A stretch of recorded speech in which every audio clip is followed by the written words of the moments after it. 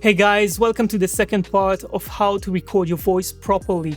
This tutorial is meant for video editors, voiceover artists, YouTubers, podcasters, and anyone who wants to enhance the presence in his voice recordings and make it sound great. In the first part, we talked about gear, what microphone to use, what's an audio interface, and we also talked about how to stand in front of the microphone and other tips that can help you avoid noise and distortion. In this episode, we'll talk about post-producing the voice recordings, we'll talk about manual editing, the use of plugins, expander, EQ, and compressor. My name is Eytankrief, and this is Bavegang Sound Design. At Bavegang, the ordering process of sound design is so easy. Simply name your project, select the length of your video, and tell us where it will be published so we can adapt the mix. That's it. The price is automatically calculated and presented up front. Just send your files and you'll receive a stunning mix. So let's start with manual editing. Sound editing is a profession, my profession. So I won't be able to talk about everything here, but just by keeping in mind these few points, you can make the recordings sound much better. The first thing is simply keeping a constant energy level in the voice by boosting quiet sounds and lowering loud sounds. Ideally, this should be done manually by changing the volume automation lane. So let's just try to edit this sentence. Now, I'm using Avid Pro Tools, which I'm sure you've all heard of, but I want to be very clear that changing volume automations exist in any popular sound and video editing software, so it really doesn't matter where you choose to do it. It's exactly the same. So let's play this audio clip. I'm passionate about water because it's one of the most difficult things to manage in the world. It's really a dying resource. There's insufficient water in the world. Yet there are things that we can do about it in order to change that. For example, desalination. All right, as you can hear, the energy level drops at the end of the sentence, which usually happens with non-professional voice actors. So all I have to do is to listen and boost the volume automation a little bit, sort of mimicking the waveform. All right, so just making sure everything is balanced. I'm passionate about water because it's one of the most difficult things to manage in the world. It's really a dying resource. It's really a dying resource. There's insufficient water in the world. Yet there are things that we can do. There's insufficient water in the world. After I finish with the volume automations, I deal with the breaths. It's essential to keep the breaths because it keeps your voice sounding natural, but sometimes it's a bit distracting, so keeping the level low can contribute to the overall clarity of the voice track. You can just listen to every breath and decrease the volume, but there is a faster way. I like to open a second channel, cut and paste all the loud breaths. Yet there are things that we can do about it in order to change Okay, so it's not very loud, but it's just for the example, right? So I'm taking the breaths, I'm putting them in a new track, and then I just go to the volume of the entire track and reducing the volume. It's really a dying in the world. All right, so if you work with Premiere, you can go to the audio tab and simply change the volume of the track.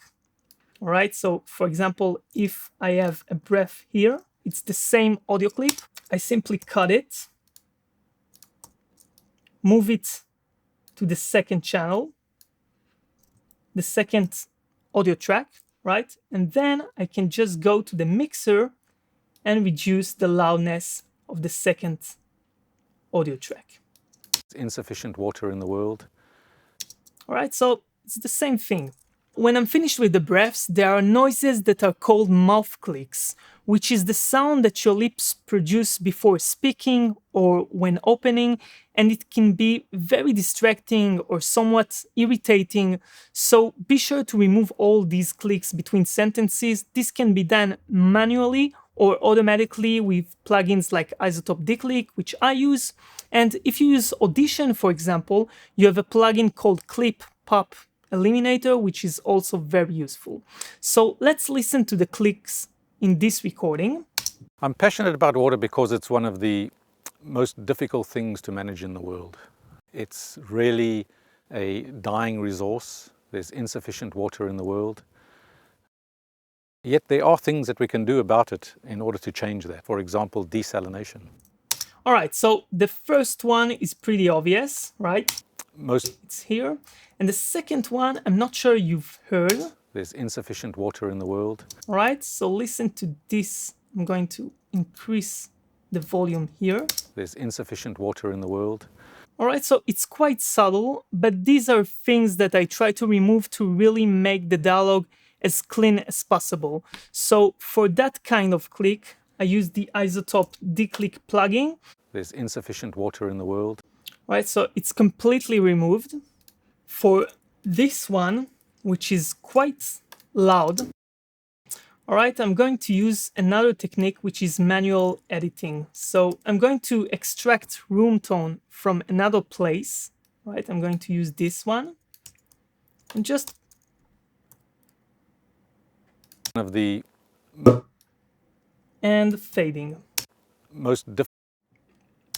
most difficult things to manage in the world. All right, so that works also. So now that your voice track is well recorded and balanced, it's time to make it sound even better. This is the part where we take the audio and enhance it to make it sound like the crisp, present voice we hear in radio and TV shows. As I said, we're not going to talk about all the aspects of dialogue editing, but just about a few simple steps that will bring your voice recording to the next level. In this video, we'll focus on using EQ and compression, so before we continue, don't forget to click the like button and subscribe. The next step is to use equalization. An equalizer is a magic tool that can improve clarity and presence in your voice. We already talked about how to use EQ in previous videos, but I'll give you a quick introduction. Humans can detect sounds in a frequency range from 20 Hz to 20 kHz. So the horizontal axis represents this range of frequencies, and on the vertical axis, there is the loudness of each frequency. When you select a point, for example, and move it up, you boost a specific frequency. EQ is a whole subject, but very basically, you can make your voice sound radio-like by enhancing high frequencies and low frequencies, which gives us a nice smiley face curve. Listen to it before. I'm passionate about water because it's one of the most difficult. And after. I'm passionate about water because it's one of the most difficult things to manage in the world. All right, so the last step to an awesome voice recording is compression. A compressor can make your voice sound radio-like and can help you increase the overall loudness without clipping. If you want to dive deeper and understand all the settings of a compressor, we have a great tutorial on compression, but I'll still give you a quick overview. A compressor is a tool that reduces the dynamic range, making loud sounds quieter and then increasing the overall loudness of the signal. The most important settings are threshold, ratio, and makeup gain. So the first step is to decrease the threshold. This tells the plugin at what loudness the reductions should start working. So I'll set it to -8. And then I need to tell the compressor by how much to reduce the signal that passes the threshold. So 2 to 1 means that every sound that passes the threshold will be reduced by half. 3 to 1 will reduce it to a third of its original loudness, etc. Remember that this reduction is applied only to the sounds that are louder than the threshold, not to the overall signal. So first of all, we have to listen. I'm passionate about water because it's one of the most difficult things to manage in the world. And then we can start increasing the I'm passionate about water because it's one of the most difficult things to manage in the world. It's really a dying resource. There's insufficient water in the world. Again, this is a very brief introduction to the compressor, and if you want to know more about it, be sure to check our compression tutorial. The last step is to use a limiter. A limiter makes sure you won't clip. If you don't know what clipping is, check the first part of this video where we talked about avoiding clipping when recording. So if you use Premiere, for example, my recommendation is to put it on the master track, the mix track. If you're not in the audio section, click the audio tab. The channel at the far right is the master channel, the mix track. This is the last channel your sound goes to before passing to your audio interface, which then turns into an electrical signal, which then turns into sound in your speakers. So just by clicking here, you have the channel inserts that opens up, and then you go to one of the slots of the mix channel, click here, go to amplitude and compression, and choose hard limiter. Then you can double click it and change the settings, but that's for another tutorial. So if you want all this written down, you can download a PDF called 6 Steps Guide to an Excellent Voice Recording. This is a checklist with tips and links to additional videos so you can be sure that you have everything ready for your next voice recording session. So be sure to click the link in the description. See you next time.